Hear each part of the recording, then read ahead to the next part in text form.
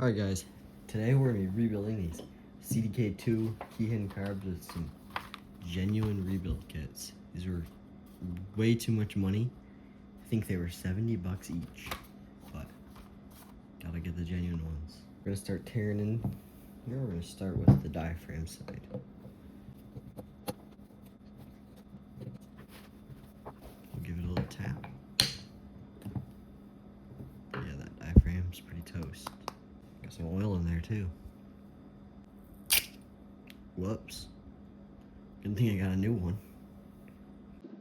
Alright, just went around, scraped off all the old gasket from this surface. And then I've got the new gasket right here. So I'll put that on a sec, but I'm gonna finish tearing into this guy. Give it a couple taps. It should just pop right off. It's not even that bad. Just pop out this little screen. Oh, that screen just went into the abyss. There we go. This O-ring is crusty as can be. Good thing we're replacing that. Those jets are clean. I looked through them with the light. There's no blockages or anything. My next step is I'm going to take out this needle.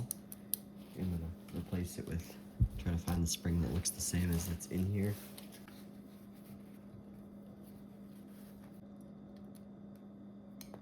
Old needle doesn't look all that bad. We're going to swap it anyway. Alright, so out of my new bag of parts, pick this spring. We're going to clean out that. There's a little oil down in here. We'll chuck everything back together. There we go. It's a 40. So I'm pretty sure these are the stock jets for the big pin motor. I don't think the previous owner ever messed with that. So that's cool. Alright, now we're going to throw everything back together. Put our needle in the seat. We're going to take our spring. Here's our new spring. Set it in here. Take our dowel. Slide it through.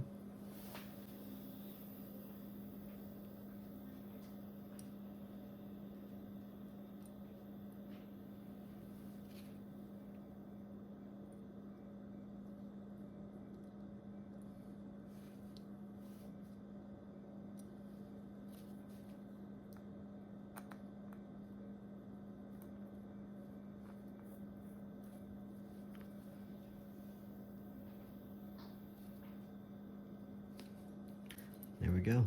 Now we've got our new needle and spring installed. Alright, just popped out this old O-ring off the bottom here. And now I'm going to put these two back on. Try to get this guy on first. Oh, okay. And this guy should slide past the first one into the second groove. Just like that. And then once it goes back in, it'll fit. Have a nice tight seal with that guy right there. That filter there. Should be able to just pop this back on. Just like that. Now we've got this mid-level fully rebuilt. And then I'm gonna continue digging deeper. All right, I'm gonna pop out this O-ring. I'm gonna put in this flapper thing. Take it off first.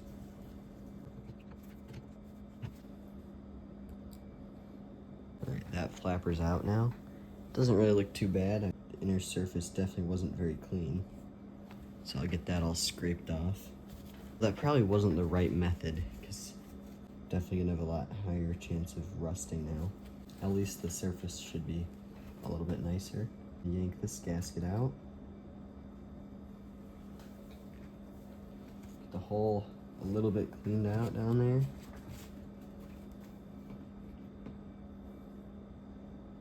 Then all we gotta do is reinsert this gasket.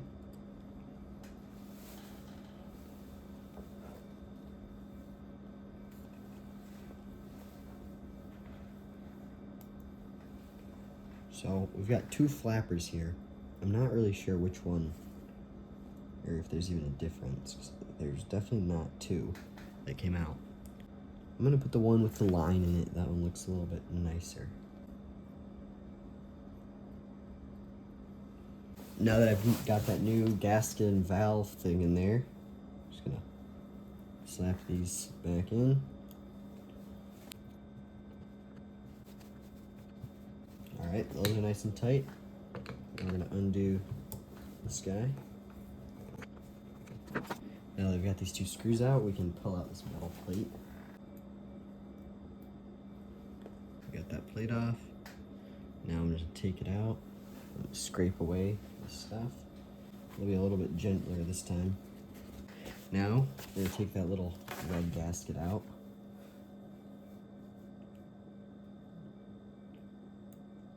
It's pretty stuck in there. There we go. Now we got the old one out. I'm just gonna come over here, get this whole little bit cleaned out. Now, we're gonna take our new gasket. It goes in like this. There's a little indent. Slide it in. We're gonna take our new flapper.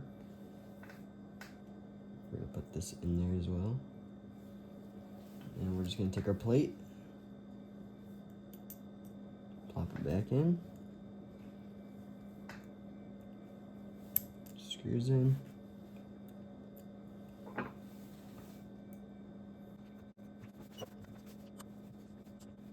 All right, got those all tightened down. So now we're gonna go with our new O-ring. Just plop it into place there. There's a little bit of crud. Get that wiped off. Wipe off our surface. I already cleaned out that little hole down there. Now we should be good to slap on our mid plate.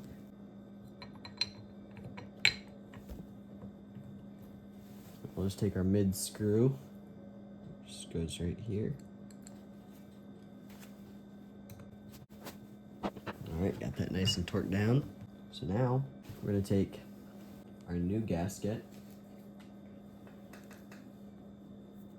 our new diaphragm, and then you can line up the diaphragm with these dowel pins right here, and it should fit just right. Do the same thing with our gasket, just like that. And then we'll take this final plate. It's got an L and an H. That means low and high jet. So the low jet is right here, high jet's right here. Wiggle that around, make sure everything's seated properly. Then we'll take our bolts.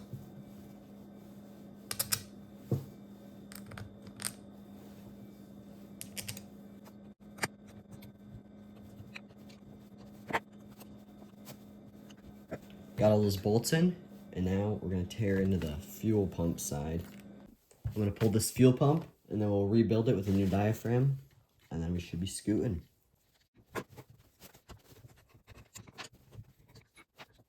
Doesn't even look like this thing's ever been taken off. It's got green Loctite on it. It's pretty clean looking in here. This diaphragm doesn't look too great. It's all sucked in. We got a new one, so it's all good.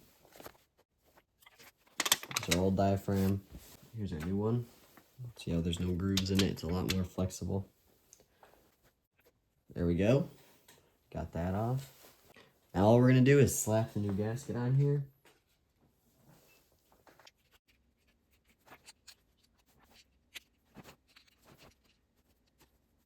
Then we're just gonna drop it down.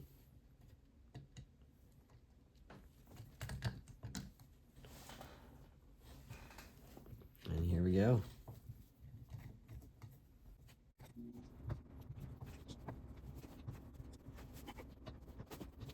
We're gonna switch over to this side. Should go a lot quicker because I already know all that's happening. And I probably won't go into too much detail.